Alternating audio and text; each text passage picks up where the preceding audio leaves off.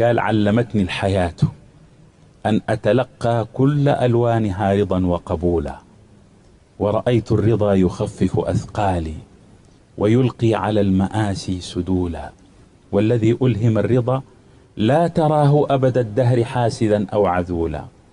أنا راض بكل ما كتب الله ومزج إليه حمدا جزيلا، أنا راض بكل صنف من الناس لئيما ألفيته أو نبيلا، لست أخشى من اللئيم أذاه لا ولن أسأل النبيل فتيلا، فسح الله في فؤادي فلا أرضى من الحب والوداد بديلا. في قلبي مكان لكل ضيف فكن الضيف مؤنسا أو ثقيلا، ضل من يحسب الرضا عن هوان أو يراه على النفاق دليلا، فالرضا نعمة من الله لم يسعد بها في العباد إلا القليلا. والرضا آية البراءة والإيمان بالله ناصرا ووكيلا.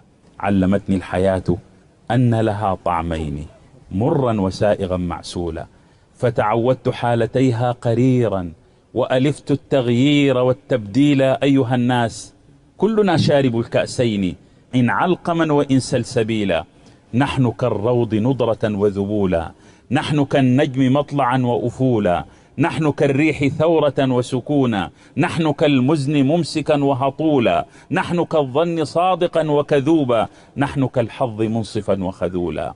علمتني الحياة أني مهما أتعلم فلا أزال جهولا.